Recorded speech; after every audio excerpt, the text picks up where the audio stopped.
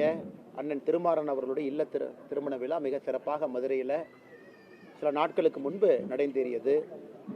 அந்த நிகழ்வுக்கு அந்த அன்னைக்கு வர முடியாத காரணத்தினால் இன்னைக்கு அண்ணனுடைய இல்லத்திற்கு வந்து திருமணமான நம்முடைய பொண்ணு மாப்பிள்ளை 2 பேர்த்தையும் சந்தித்து குடும்ப உறவினர்கள், அவங்களுடைய தாய் குறிப்பாக அவங்களுடைய குடும்ப உறுப்பினர்களை சந்தித்து விட்டு என்னுடைய மகிழ்ச்சியும் அவர்களோடு பகிர்ந்து விட்டு இங்கிருந்து நான் புறப்படுறேன். அதே நேரத்தில் பத்திரிகை நண்பர்கள் இருக்கிறீங்க, உங்கள் கேள்வி கேளுங்கன்னா பதில் சொல்கிறேன்.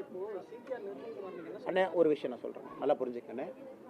நான் என்ன விஜயும் டிவிகேவை இன்னும் அடிக்க ஆரம்பிக்கல. நான் அடிக்க ஆரம்பிக்கல. ஏன்னா தமிழ்நாடு அரசியலில் நான் எப்பொழுதுமே என்னுடைய பேச்சை வந்து மாற்றி பேசக்கூடிய ஆள் கிடையாது. விஜய் அவர்கள் அரசியலுக்கு வந்த முதல் நாள் நான் சொன்ன அதே கருத்தை தான் இன்றைக்கி சொல்கிறேன். அரசியலுக்கு புதியவர்கள் வரணும், எங்களோட ஒருத்தர் கூட்டணி சேரலை அப்படிங்கிறக்காக அப்படியே நான் மாற்றியெல்லாம் பேச மாட்டேன். அவருடைய பாதையில் அவர் போகட்டும். அதே நேரத்தில் இந்த டப்பா இன்ஜின் அப்படின்னு அவர் சொன்னதுக்கான பதிலடி நான் கொடுத்துட்டேன்.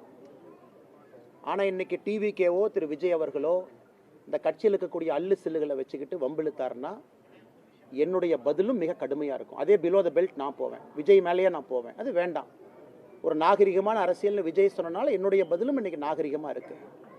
இந்த 2ஆம் கட்ட 3ஆம் கட்ட 4 கட்சி மாறி வந்தவங்க அவங்கெல்லாம் வச்சுக்கிட்டு பிலோ த பெல்ட் போகணும்னு நினச்சாங்கன்னா அதே விஜய் அவர்களுக்கு, அதே டிவிகேக்கு, அதே பாணியில், அதே பிலோ த பெல்ட்டில் அதை விட சிறப்பான பதில் சொல்ல தெரியும். வேண்டான்னு நினைக்கிறேன். அரசியலுக்கெல்லாம் நாகரிகமாக இருக்கட்டும், அவருடைய பாதையில் அவர் போகட்டும், மக்கள் முன்பு அவருடைய கருத்துக்களை வைக்கட்டும். அது ஏற்கனவே நான் சொன்னது போல் இவிஎம் மிஷினில் நம்முடைய தமிழகத்தினுடைய வாக்காளர் பெருமக்கள், எல்லா தலைவர்கள், எல்லா கூட்டணி கட்சி தொண்டர்கள், தலைவர்கள் சொல்வதெல்லாம் கேட்டுட்டு ஏப்ரல் மாதத்தில் வரக்கூடிய தேர்தலில் அவங்களுடைய எண்ணத்தில் இருக்கிறத பிரதிபலிக்கட்டும். அது காத்திருப்போம். அதே நேரத்தில் தேசிய ஜனநாயக கூட்டணி வெற்றி பெற வேண்டும் என்பதற்காக கடுமையாக உழைத்து கொண்டிருக்கின்றோம். அதனால தான் நீங்கள் சொல்லும் பொழுதே சில பேர்த்துக்கு நான் பதில் சொல்ல விரும்பலின். ஏன்னா 2nd லெவல் 3rd லெவல்னு போக ஆரம்பிச்சு நான் பதில் சொல்ல ஆரம்பித்தா இதுக்கு எண்டே இல்லை. அதனால் இது ஒரு வார்னிங்காக கூட அவங்க எடுத்துக்கிட்டோம். ஆனால் இன்றைக்கி வந்து ரொம்ப ஒரு ஆச்சரியமான விஷயம் என்னன்னாங்கன்னா, நியூஸ் 24/7 தொலைக்காட்சி நிறுவனம் இன்று காலையில் அந்த வீடியோவை வெளியிட்டிருக்கிறாங்க.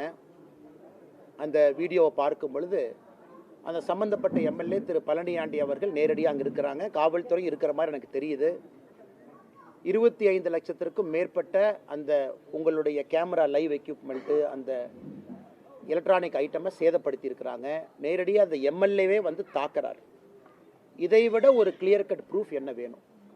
ஆனால் கரூர் மாநகர காவல்துறை கண்காணிப்பாளர் அவர்கள் கொடுத்திருக்கக்கூடிய பத்திரிகை அறிக்கை முற்றிலும் பொய் என்பது இதிலிருந்தே தெரியுது.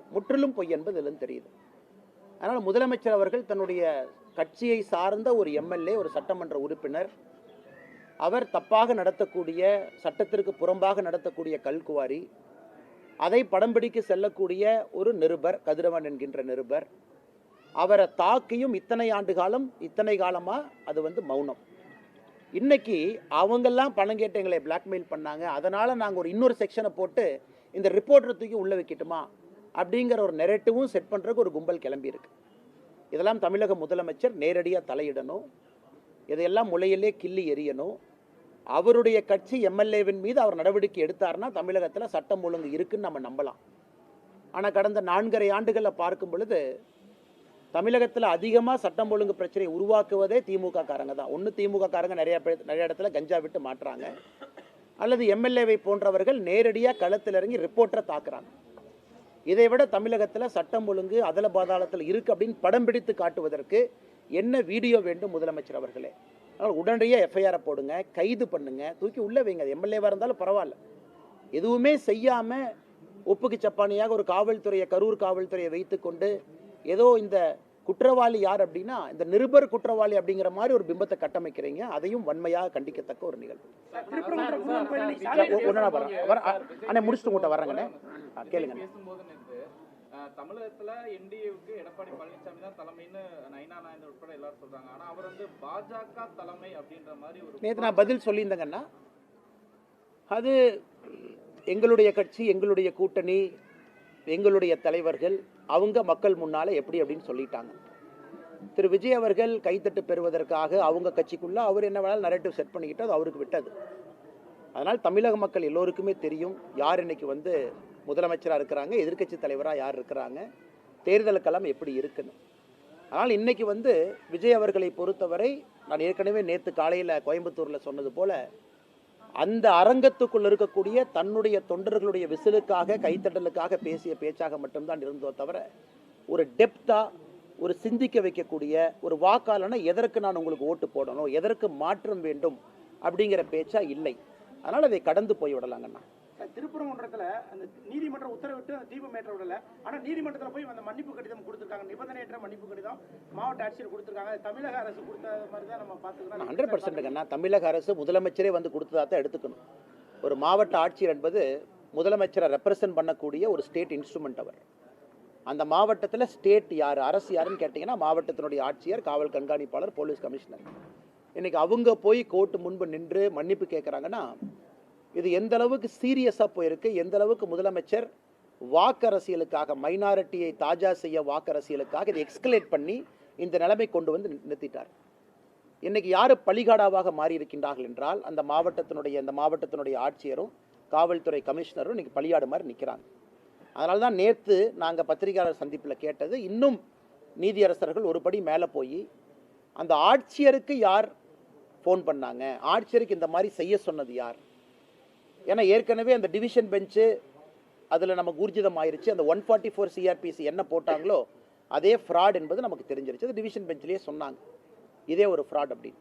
ஆனால் இன்னைக்கு தப்பான ஒரு 144 தடை உத்தரவு போட்டு அதில் யாரோ மேலிருந்து கொடுத்த அழுத்தத்திற்கு பணிந்து ஒரு காவல்துறையும் மாவட்ட ஆட்சியரும் தான் செய்ய வேண்டிய கடமையிலிருந்து தவறி இன்னைக்கு தமிழ்நாடு ஸ்டேட்டே மக்கள் மன்றத்தில் அவமானப்பட்டு நீதியரசர்கள் முன்பு நீதிமன்றத்தில் வெட்கி தலைகுனியும் அளவுக்கு இன்னைக்கு நிலைமையை கொண்டு வந்து விட்டுருக்கிறாங்க.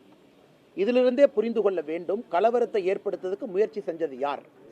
பழியை வந்து இன்னைக்கு நம்முடைய கட்சியின் மீது, நம்முடைய தோழர்கள் மீது, சகோதரர்கள் மீது போடுறாங்க. இன்னைக்கு வெட்ட வெளிச்சமாக நீதிமன்றத்தில் தமிழக மக்களுக்கு எல்லாம் தெரிஞ்சிருச்சு, இந்த திருப்பரங்குன்றம் பிரச்சனையை உருவாக்கியதே திராவிட முன்னேற்ற கழகம் தலைமையிலான அரசு. காரணம் எதற்காக? வாக்கு அரசியலுக்காக, ஓட்டு அரசியலுக்காக. குறிப்பா பிரவீன் சக்கரவர்த்தி என்ன சொல்றாருன்னா, தாவேகா 2வது இடத்துக்கு வந்துருவாங்க, அதிமுக 3வது இடத்துக்கு போயிருவாங்க, தாவேகாவுடைய வாக்கு சதவீதம் அதிகமா இருக்கு, நாங்க கூட்டணி வச்சதுனால கூட எங்களுடைய வாக்கு சதவீதமே குறைந்துருச்சு அப்படின்லாம் கூட அவர் பேசியிருக்காரு. ஆனா அதுல ஒரு 2 கருத்துல ஒரு கருத்து, தமிழகத்தை பொறுத்த வரைக்கும் பல ஆண்டு காலமாக இது ஒரு காங்கிரஸ் ஸ்டேட்டாக இருந்துச்சு. காங்கிரஸ் மாநிலமாக, காங்கிரஸை விரும்பக்கூடிய ஒரு மாநிலமாக தமிழ்நாடு பல ஆண்டு காலம் இருந்திருக்கு. இந்தியாவில் மற்ற பகுதியில் காங்கிரஸ் வருவதற்கு முன்பே தமிழகத்தில் காங்கிரஸ் மிகப்பெரிய தலைவர். இன்றைக்கும் காங்கிரஸ்னு ஒரு கட்சி இருக்குன்னா ஒரு ஐடென்டி தலைவர்கள் பார்த்தீங்கன்னா ராஜாஜி ஐயா ஆரம்பித்து காமராஜர் ஐயா வரைக்கும் நிறையா சொல்லிக்கிட்டே போகலாம். இடையில முக்கியமான தலைவர்கள் எல்லோருமே முதலமைச்சர் நாற்காலியில் அமர்ந்திருந்தாங்க. இன்னைக்கு அந்த காங்கிரஸ் கட்சி எப்படி இருக்குன்னா, திரு பிரவீன் சக்கரவர்த்தி அவர்கள் பிரதிபலிக்கக்கூடிய காங்கிரஸ் கட்சியாக இருக்கு. கூட்டணி ஒரு பக்கம், ஆசை இன்னொரு பக்கம். டெல்லியை பார்த்துக்கிட்டு இருக்கிறாங்க. டெல்லியிலிருந்து வரக்கூடிய தலைவர்களுடைய எண்ணம் வேறு மாதிரி இருக்குது, காங்கிரஸ் கட்சியினுடைய எண்ணம் வேறு மாதிரி இருக்குது. ஆனால் இன்னைக்கு பார்த்தீங்கன்னா காங்கிரஸ் கட்சி தமிழகத்தினுடைய தலைவருடைய நிலம் எப்படின்னா, தன்னுடைய சொந்த கட்சியை சார்ந்த ஒருவர் தனியார் தொலைக்காட்சி நிறுவனத்துக்கு பேட்டி கொடுத்து இவங்க வளர்ந்துட்டாங்க, திமுக வளர்ந்துச்சுன்னு எங்கேயுமே சொல்ல, திமுக ஆட்சிக்கு வரணும்னு எங்கேயுமே அவர் சொல்லலை. அவர் மீது நடவடிக்கை கூட எடுக்க முடியாத நிலைமையில தான் தமிழக காங்கிரஸ் கட்சியினுடைய தலைவர் உட்கார்ந்துருக்கிறார். பத்திரிகை நண்பர்கள் ஏன் நடவடிக்கை எடுக்கலன்னு கேட்டால், நான் டெல்லிக்கு அனுப்பியிருக்கேன், டெல்லியில் முடிவு பண்ணுவாங்க. அதாவது ஒரு கட்சியில் ஒரு தொண்டனின் மீது ஒரு நடவடிக்கை எடுக்கக்கூட முடியாத ஒரு மாநில தலைவராக இருக்கக்கூடிய காங்கிரஸ் கட்சி இன்னைக்கு எதற்கும் டெல்லியை பார்த்து எதிர்பார்த்து கொண்டிருக்கின்றார்கள். இந்த ஒரு காரணத்துக்காகத்தான் காங்கிரஸ் அழிஞ்சிச்சு. தமிழகத்தில் இருந்த பவரை தூக்கி டெல்லியில் கொடுத்தாங்க. கர்ம வீரர் காமராஜரையை எப்படி இங்கே ஆட்சியை நடத்தினாங்க. அதன் பிறகு இந்திரா காந்தி அம்மையார் டேக் ஓவர் பண்ணதுக்கப்புறம் கர்ம வீரர் ஐயாவை தோற்கடிக்க வேண்டும் என்கின்ற ஒற்றை காரணத்திற்காக 1972 தேர்தலில் திராவிட முன்னேற்ற கழகத்தினுடைய கூட்டணி 234 தொகுதியில் ஒரு தொகுதியும் கூட காங்கிரஸ் நிற்காம 1972 பாதி பாராளுமன்ற தொகுதியில் காங்கிரஸ் நின்னாங்க. அன்னைக்கு ஆரம்பித்த வீழ்ச்சி காங்கிரஸ் இங்கே இருக்கு. நான் காங்கிரஸ் கட்சியை பற்றி கமெண்ட்ரி கொடுக்க வேலை என் வேலை இல்லைங்கண்ணா. ஆனால் நிச்சயமாக காங்கிரஸ் கட்சியினுடைய வீழ்ச்சி தமிழகத்தில். ஆனால் இன்னும் அவங்க பாருங்க, 63 சீட் காங்கிரஸ் நின்னாங்க 2011. அதன் பிறகு 40 சில்லற சீட்டுக்கு வந்தாங்க. அதன் பிறகு 25 சீட்டுக்கு வந்துட்டாங்க. ஸோ 60 சீட்டில் நின்ன ஒரு கட்சி அதே திமுக கூட்டணியில் வெறும் 10 ஆண்டுகளில் இன்னைக்கு 25 சீட்டில் வந்து நிற்கிது. ஆனாலும் காங்கிரஸ் கட்சி இன்னைக்கு பேசும் பொருளாக இருக்குது. காரணம், தேவையில்லாமல் பிரதமர் மீது வைக்கக்கூடிய அவதூறான பேச்சுக்கள் எல்லாம், பாராளுமன்றத்தில் ராகுல் காந்தி அவர்கள் செய்யக்கூடிய சில தேவையில்லாத விஷயங்கள் எல்லாம். அதனால் இன்றைக்கும் பிரவீன் சக்கரவர்த்தி அவங்க சொல்கிறத சொந்த கருத்துன்னு தான் காங்கிரஸ் சொல்ல போகிறாங்க. அவர் சொந்த கருத்துங்க, ஆனால் கேட்டால் all India data analytics wing head அப்படிம்பாங்க. அதனால் இது காங்கிரஸ் கட்சிக்கான பிரச்சனை. காங்கிரஸ் கட்சி எப்படி இருக்குது அப்படிங்கிற மக்கள் மன்றத்தில் என் கருத்தாக இதை நான் வைக்கின்றேன். ஓபிஎஸ் அவர்கள் வர்றதுக்கு எதுவும் வாய்ப்பு இருக்கா சார்? நீங்க வந்து அவரோட ரொம்ப தொடர்பு இருந்தீங்க, நல்ல தொடர்புல. இப்போ அவர் தனிச்சுடப்பட்ட மாதிரி தெரியுது. அவர் வர யாரும் தனித்தல்ல எங்கேயும் போகலீங்கன்னா, காலம் இருக்கிறது, காத்திருங்கள், பொறுமையா இருங்க, எல்லாம் நல்லதாக நடக்கும். தமிழகத்தில் 2026 திராவிட முன்னேற்ற கழகத்தினுடைய ஆட்சி தூக்கி எறியப்பட வேண்டும் என்று மக்கள் தெளிவாக நினைக்கின்றார்கள், விரும்புகின்றார்கள். அதற்கு என்ன நடக்கணுமோ அது நடக்குங்கண்ணா. அண்ணாமலை பாஜகவில் என்ன நிலைமையில இருக்கிறாருன்னே தெரியலன்னு சேகர் பாபு பேசியிருக்கிறாரு சார். ஆனால் நான் சேகர் பாபு ஒரு மாதிரி அண்டி பிழைக்கிற ஆண்டி இல்லைங்கண்ணா. இந்த பள்ளி எல்லாம் பார்த்தீங்கன்னா இந்த செவுத்தில் ஒட்டிக்கிட்டு சுற்றிக்கிட்டு இருக்கும் வீட்டில். அந்த பள்ளி கத்துனா மட்டும்தான் செவுத்தில் ஒட்டி இருக்கிறது தெரியும். இன்னைக்கு சேகர் பாபு அவரை பார்க்கணுன்னா முதலமைச்சரனுடைய ஜீப்பில் ஓரத்தில் பள்ளி மாதிரி ஒட்டிட்டு போவார். ஸ்ரீரங்க கோயிலில் எல்லாம் 4000 ரூபா டிக்கெட் வாங்கி சொர்க்கவாசலை பார்க்குறக்கு போவாங்க. அதே சேகர் பாபு எப்படி அடாவடியாக சென்னையினுடைய ரவுடியா எப்படி இருந்தாரோ 20 ஆண்டுகளுக்கு முன்பு, கோவிலில் இன்னைக்கும் அறநிலையத்துறை அமைச்சராக அதே ரவுடியாக தான் இருக்கிறார். எல்லாம் நவருங்க, எல்லாம் நவருங்க. யாருன்னா சேகர் பாபுவும் அவருடைய குடும்பமும் போய் பெருமாளை ஃபஸ்ட்டு பார்க்கணும். ஐயன் அவங்க பண்ண பாவத்தை எல்லாம் கோயிலில் கழுவணுமா. கும்பாபிஷேகம் நடக்கும். லோக்கலில் யாரோ 5 ரூபா 10 ரூபா 20 ரூபா போட்டு கும்பாபிஷேகம் நடத்துவாங்க. சம்பந்தமே இல்லாத காவி வேட்டியை கட்டிக்கிட்டு பள்ளி மாதிரி மேலே ஒரு ஜீவன் தொத்திக்கிட்டு இருக்கும். அது யாருன்னு பார்த்தா சேகர் பாபு.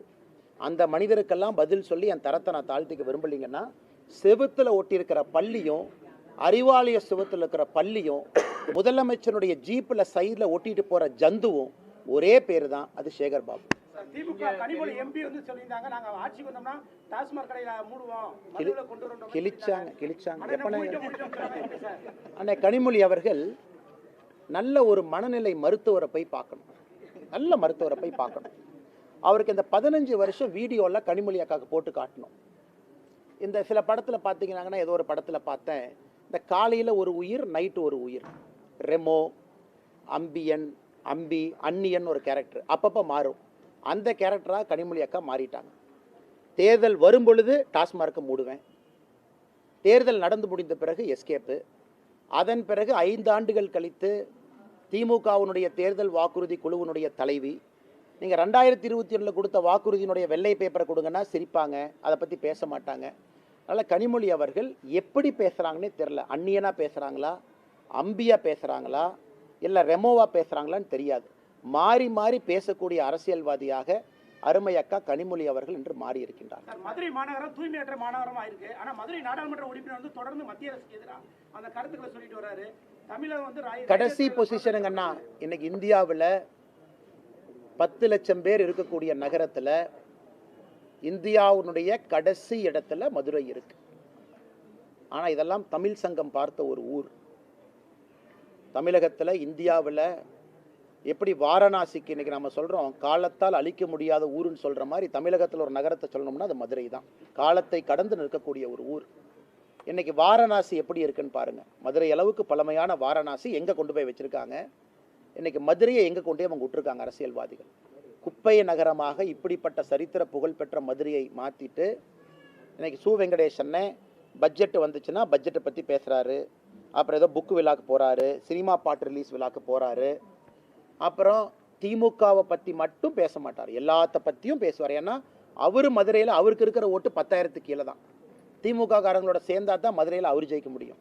அதனால் திமுக காரங்களை பற்றி மட்டும் பேசவே மாட்டார், மிச்சதெல்லாம் அவர் பேசுவார். அதனால் இன்றைக்கி மதுரை மாநகரத்தினுடைய எம்பி நிலைமையை நினச்சா ரொம்ப பரிதாபமாக இருக்குங்கன்னா, பாராளுமன்றத்தில் மோடி அவர்களை குற்றம் சொல்வது, குறை சொல்வது, பல பொய்களை சொல்லி மாட்டியிருக்கிறார். இதற்கு முன்பு விமான நிலையத்தை பற்றி ஒன்று சொன்னார். அதற்கு நம்முடைய விமானத்துறையினுடைய அமைச்சரை நேரடியாக பதில் சொல்லியிருந்தாங்க. எப்பாவது பாராளுமன்றத்தில் இந்த குப்பை பிரச்சனை இருக்குது அப்படின்னு பேசியிருக்காராங்கண்ணே. குப்பை பிரச்சனைக்கு முழு காரணம் திராவிட முன்னேற்ற கழகம் அப்படின்னு பேசியிருக்காராங்கண்ணே. முதலமைச்சரை சந்தித்து மதுரையில் இருக்கக்கூடிய குப்பை பிரச்சனைக்கு தீர்வு கேட்டிருக்காராங்கண்ணே. இங்கே இருக்கக்கூடிய மேயரோடு உட்கார்ந்து குப்பை பிரச்சனை தீர்ப்பதை பற்றி பேசியிருக்காரா? ஆனால் பேசுகிறதெல்லாம் China, America, Greenland, Antarctica, Siberia, அது வேற என்ன புதுசாக ஒரு நாடு இருக்கும், அந்த நாடு தான். 3 மாதங்களா மேயர் இல்லாமல் இருக்கு சார் மதுரை மாநகராட்சி. ஆனால் கரெக்ட், இந்த மதுரை மாநகராட்சி தான் அந்த ஃபேமஸாக அந்த ஊழல் வழக்கில் எல்லாம் மாற்றி மாற்றி கம்ப்ளைண்ட் கொடுத்து கடைசியில் அறிவாலயத்தில் மேயரை வீட்டுக்கு போக சொல்லி இன்றைக்கி மேயரே இல்லாத ஒரு நகரமாக மதுரை மாறி இருக்கிறது. அது இங்கே இருக்கக்கூடிய 2 அமைச்சர்களுக்கு கொண்டாட்டம். ஏன்னா மேயர் பார்த்தீங்கன்னா இந்த அமைச்சர் கார் பக்கத்தில் போகிறதா, இந்த அமைச்சர் கார் பக்கத்தில் போகிறதான்னு அந்த அம்மாவுக்கு பெரிய பிரச்சனையாக ரொம்ப காலமாக இருந்துச்சு. இன்றைக்கி மேயர் பதவியே இல்லாதனால இந்த தனிக்காட்டு ராஜாவாக 2 அமைச்சர்களும் சுற்றிக்கிட்டு இருக்கிறாங்க. அவங்க ஈகோலையே மதுரை அழிஞ்சிருச்சு. இன்றைக்கி தமிழ்நாட்டில் ஒரு ஊர், திராவிட முன்னேற்ற கழகத்தினுடைய 2 அமைச்சர்கள் இருக்கக்கூடிய ஒரு ஊர், அவர்கள் இருவருடைய ஈகோவில் அழிஞ்சிருக்குன்னா அது மதுரை. இருவருடைய தனிப்பட்ட ஈகோவில் மதுரை மாநகராட்சியும் மதுரை நகரத்தையும் குப்பை நகரமாக மாற்றி எங்கேயோ கொண்டு நிறுத்தி வச்சிருக்கிறாங்க. சார் கடைசியாக ஒன்று இப்போ நீங்கள் தெளிவான விளக்கம் கொடுத்துட்டீங்க சார். ஏன் அந்த தேர்தல் பொறுப்பாளர்லேருந்து விலகினேன் அப்பாவுடைய உடல் அண்ணா நீங்கள் கேட்டதுக்காக மறுபடியும் சொல்கிறேங்கண்ணா. அண்ணா நல்லா புரிஞ்சுக்கணும் அண்ணா, இந்த தேர்தல் பொறுப்பாளர் என்பது கட்சியினுடைய அமைப்பு வேலை. கட்சியினுடைய அமைப்பு வேலை. இந்த பூத்து சக்தி கேந்திரம் நம்முடைய தொண்டர்களை சந்திப்பது அமைப்பு வேலை. அதுக்கு நம்மக்கிட்ட நிறைய தலைவர்கள் இருக்கிறாங்க, நிறைய திறமையான தலைவர்கள் இருக்கிறாங்க, அவங்க நிறைய செய்வாங்க. இந்த அமைப்பு வேலையை பொறுத்தவரை பாரதிய ஜனதா கட்சியை பொறுத்தவரை ஒரு ஆத்மார்த்தமான வேலை. ஒரு தொகுதினா நீங்கள் அங்கேயே போய் தங்கி இருக்கணும், 2-3 நாட்கள் அட்டஸ்டச்சாக இருக்கணும், வீடு வீடாக போகணும், தொண்டர்கள் எல்லாத்தையும் நம்ம தயார் நிலைப்படுத்தணும், அதன் பிறகு ஆர்கனைசேஷனை சரி பண்ணணும், பூத் அளவெல்லாம் ரெடி பண்ணணும், பூத் கமிட்டியை செக் பண்ணணும். இது முழுவதுமாக ஒரு அமைப்பு வேலை. இன்னைக்கு அமைப்பு வேலை செய்யணும்னா முழுமையாக நேரம் கொடுத்து நீங்கள் பண்ணணும். அங்கே இருக்கணும், நீங்கள் கட்சி உங்களை எதிர்பார்க்கும், சொல்கிற டேட்டுக்கு நீங்கள் அங்கே போகணும். ஏன்னா மாநில தலைவராக இருக்கும் பொழுது நாங்கள் அதை செஞ்சுருக்கோம், எல்லா தலைவர்களும் அதை செஞ்சுருக்கிறாங்க. இன்னைக்கு நான் அந்த நேரம் கொடுக்க முடியாத சூழ்நிலையில் நான் இருக்கேன். இந்த நேரத்துக்கு 7ஆம் தேதி போங்க, என்னால் 7ஆம் தேதி போக முடியுமான்னு தெரியலிங்கண்ணா. அதான் நேற்று அதுக்கான காரணம் நான் சொன்னேன். மற்றபடி அரசியல் வேலையும் இன்னைக்கு நம்முடைய இளைஞரணி தம்பியினுடைய திருமணம் இருந்துச்சு. இப்போ தான் திருப்பரங்குன்றத்தில் திருமணத்தை முடிச்சுட்டு இங்கே வர்றேன். அண்ணன் திருமாறன் அண்ணன் அவர்கள் எனக்கு ஒரு சகோதரரை போல. நான் 2-3 நாள் தாமதமாக வந்தாலும் கூட என்னை அதே இன்முகத்தோடு வரவேற்கக்கூடிய அன்றைக்கி அண்ணன் வீட்டில் நான் இருக்கேன். அதனால் இந்த பணி எனக்கு எப்போ நேரம் இருக்கோ ஓடி வந்துடுறேன். உதாரணத்துக்கு 3 நாள் தாமதமாக வர்றேன். அதனால் அமைப்பு வேலையை கட்சி பார்த்துக்கும், தலைவர்கள் இருக்கிறாங்க, தொண்டர்கள் இருக்கிறாங்க, அது ஒரு பக்கம். மற்றபடி அரசியலை பொறுத்தவரை நம்ம பேசணும். ப்ரெஸ் மீட்டில் கேள்வி கேட்குறீங்க, நம்ம என்ன பதில் இல்லைன்னு சொன்னாங்கன்னா அரசியல் கேள்வி கேட்குறீங்க, அதுக்கான பதிலையும் நான் சொல்லியிருக்கேன். அதிலிருந்து பின்வாங்க போவது கிடையாது. அதற்கு கட்சிக்கு நம்ம நேரம் கொடுக்குறோம். ஏன் நம்முடைய அகில இந்திய தலைவர் திரு நிதின் நபீன் அவர்கள் பொறுப்பேற்பதற்கு முன்னாடி நாள் நாமினேஷன் ஃபார்ம் கொடுக்கணும். அன்றைக்கி நான் அகில இந்தியா தலைவர்கள்ட்டையே நான் பர்மிஷன் கேட்டேன், ஐயா இன்றைக்கி என்னால் வர முடியாது, கொஞ்சம் குடும்பத்தினுடைய சூழ்நிலை, நான் நாளைக்கு வந்துடுறேங்க ஐயான்னு. அடுத்த நாள் டெல்லிக்கு போய் அந்த நிகழ்ச்சியில் பங்கேற்றேன். இது எல்லோருமே புரிந்து கொள்வார்கள். ஒரு கட்சியை பொறுத்தவரை எல்லாத்துக்குமே தெரியும் யாரை எங்கே பயன்படுத்தணும், யாரை எங்கே கூப்பிடணும். இது நேற்றுலேருந்து பயங்கரமாக நானும் பார்க்குறேன், டிவியில் அப்படி டிபேட், அப்படி மீடியா அப்படி. ஸோ இந்த அன்னைக்கு அமைப்பு வேலைகளை அடுத்த 30 நாளும் நேரம் கொடுக்கணும். அவங்களுக்கு 5 தொகுதி கொடுத்துருக்குறாங்க, 6 தொகுதி கொடுத்துருக்குறாங்க, 3 தொகுதி கொடுத்துருக்குறாங்கன்னா அவங்க நேரம் கொடுத்து அங்கே இருப்பாங்க. அந்த தொகுதியை வெற்றி தொகுதியாக மாற்றுவாங்க. அதே தொகுதிக்கு நாளைக்கு பிரச்சாரத்துக்கு போகணும், நான் அவைலபிளாக இருக்கேன். மார்ச்சில் சூழ்நிலை மாறி இருக்கும், வாங்கன்னு கேட்குறாங்க, நான் திரும்ப அங்கே போகிறேன். ஆனால் இன்னைக்கு எனக்கு அந்த சரியான நேரத்திற்கு நாம் செல்லவில்லை என்றால் அது கட்சியை அவமானப்படுத்துகிற மாதிரி இருக்கும். அதனால் எப்போவோ நான் கட்சிக்கு சொல்லிட்டேன். நேற்று பத்திரிகையாளர் சந்திப்பில் நீங்கள் அண்ணே கோயம்புத்தூரில் நிற்பீங்களா, அண்ணே இங்கே நிற்பீங்களான்னு கேட்டதுக்காக நான் பதில் சொன்னேன். நானாக சொல்லலை, கேட்டீங்க, நான் பதில் சொன்னேன். எப்பவுமே என்னை பொறுத்தவரை நான் ஒளிச்சு மறைக்கிற ஆள் இல்லை, நேரடியாக பதில் பேசிட்டு போகிறாள். ஏன்னா எப்பொழுதுமே நேரடியாக பேசிட்டோம்னா மனசில் எப்பவுமே பாரம் இருக்காது. அதே நேரத்தில் நண்பர்கள் நன்றாக புரிந்து கொள்ள வேண்டும், பாரதிய ஜனதா கட்சி தேசிய ஜனநாயக கூட்டணியை பொறுத்தவரை 2026 திராவிட முன்னேற்ற கழகம் யூபிஏ, இன்னைக்கு அவங்க மாற்றி பேர் வச்சுக்கிறாங்க, இந்தி அலையன்ஸ்னு வச்சுக்கிறாங்க, யூபிஏன்னு வச்சுக்கிறாங்க. அது என்ன பேராக இருந்தாலும் கூட அவர்கள் 2026 ஆட்சி கட்டலிருந்து இறக்கப்பட வேண்டும் என்பதிலே தெளிவாக இருக்கின்றோம்.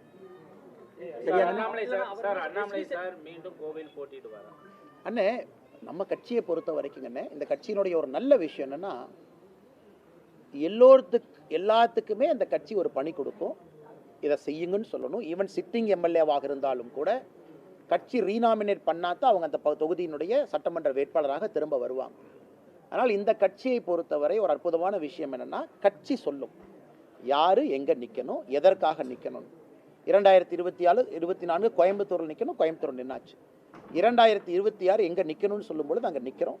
அதே நேரத்தில் எல்லா பகுதியிலையும் வேலை செய்கிறோம். அரசியல் வேலைகள் எல்லா பகுதிக்கு போகிறோம், எல்லா இடத்துலையும் பேசுகிறோம். இன்றைக்கி மதுரையில் இருக்கிறோம், நேற்று கோயம்புத்தூர், அடுத்த 2-3 நாள் நாளைக்கு மத்தியானத்துலேருந்து கோயம்புத்தூரில் இருப்பாங்க நான் 2 நாளைக்கு. அதனால் எங்கெங்கெல்லாம் நேரம் கொடுக்க முடியுதோ கோயம்புத்தூர்லேருந்து வெளியே வந்து நேரம் கொடுத்துட்டு திரும்ப நான் போய்க்கிறேங்கன்னா, அமைப்பு வேலையை பொறுத்தவரை சொல்லுகின்ற நேரத்திற்கு என்னால் வர முடியாது என்பதை நான் தெளிவுபடுத்தியிருக்கேன். கட்சிக்கும் ரொம்ப நாளைக்கு முன்னாடி சொல்லிட்டேன், அகில இந்திய தலைவர்களுக்கும் ரொம்ப நாள் முன்னாடி நான் சொல்லிட்டேன். அதற்குத்தான் நான் நிதின் நபீன் அவர்களுடைய பதவியேற்பு விழாவையும் கூட உங்களுக்கு ஒரு உதாரணமாக நான் கொடுத்தேன். இந்த குழப்பம் யாருக்கு இருக்கக்கூடாதுங்கிறக்காக ஒரு உதாரணமாக கொடுத்தேன். நன்றி அண்ணா. அண்ணா எஸ்வி சேகரன் அண்ணா அவர் ட்ராமாவில் தான் நடிச்சிட்டு இருந்தார். அவர் ட்ராமாவில் நடிச்சிட்டு இருந்தார். முதலமைச்சருக்கு ஜிங்ஜா போட்டுட்டு இருந்தார். ட்ராமா கூப்பிட்டு ஐயா ஸ்டாலினை கூட வச்சு ஜிங்ஜா அடிப்பார். அவர் ட்ராமாக்காரர். இன்னைக்கு தமிழ்நாட்டுடைய பிரச்சனை என்னன்னாங்கன்னா, ட்ராமாவில் நடிக்கிறவங்க அரசியலை பற்றி பேசுகிறாங்க. ட்ராமாவில் நடிக்கிறவங்க ட்ராமா நடிங்க. உங்களுக்கு டிக்கெட் விற்கணும், முதலமைச்சர் காலில் உழுவணும், ஏதாச்சும் கலைமாமணி விருது கிடைக்கணும், அதுக்காக சில பேர் தமிழ்நாட்டில் சுற்றிட்டு இருக்கிறாங்க. ஏன் அவங்களுக்கு அரசியலுக்குள்ள? அதாவது நான் வந்து 2014 மோடிக்காக பிஜேபிக்கு வந்தேன், அப்புறம் அண்ணாமலை எதிர்த்து இன்னைக்கு திமுகவுக்கு போயிட்டேன், இந்த மாதிரி சொல்கிறவங்க கருத்துக்களை எப்படி நான் பதில் சொல்ல முடியுங்கண்ணா? அண்ணாமலை இருக்கிறானோ இல்லையோ, நான் பிஜேபியில் இருப்பேன், இது தொண்டர்களுக்கான இயக்கம்னா நான் பதில் சொல்கிறேன். நீ திமுகவுக்கு போகணும், அல்லது நீ ஏற்கனவே சொன்ன மாதிரி ஒரு தம்பி பிஜேபியிலேருந்து அதிமுகவுக்கு போகணும், அதிமுகவில் அந்த தம்பி டிவிகேக்கு போகணும். நீ போகிறனா போய்க்கப்பா, பழியை என் மேலே போடுற. உனக்கு ஒரு கட்சியின் மீது நம்பிக்கை இருக்குன்னா அந்த கட்சியில் நீ இருக்கணும். தலைவர்கள் வருவார்கள் போவார்கள். இன்றைக்கி நீங்கள் சொன்ன அந்த காமெடி நடிகர் வந்து அப்படித்தான் ஆயிட்டார். ஆனால் நீங்கள் மீடியா நண்பர்கள் என்ன பண்ணுறீங்க? உங்களுக்கு ஒரு டிஆர்பி வேணும். மக்களுக்கு காலையிலேருந்து டிவியை பார்க்குறாங்க. அண்ணாமலை என்ன எப்போ பார்த்தாலும் சீரியஸாக பேசுவார், உலக அரசியல் பேசுவார், டேட்டா பேசுவார். அப்போ காமெடிக்கு ஒரு 2 பேர் வரணும், அவங்களையும் போட்டால் தான் டிவி மக்கள் பார்ப்பாங்க. ஒரு காமெடி நடிகரை போட்டு எனக்கு அப்புறம் போடுறீங்க. அந்த காமெடி நடிகர் 2 கருத்து சொல்கிறாங்கன்னு மறுபடியும் என்கிட்ட கேட்குறீங்க. அதனால் காமெடி நாடக நடிகரை காமெடியாகவே வச்சுக்குவோம். இத்தனை நாளாக பதில் சொல்ல நீங்கள் கேட்டதுக்காக சொல்கிறோம். அவர் கஷ்டப்பட்டு ஒரு டிக்கெட் 2 டிக்கெட்டை விற்றுட்டு அப்படியே ஸ்டேஜில் நடிச்சுக்கிட்டோம்.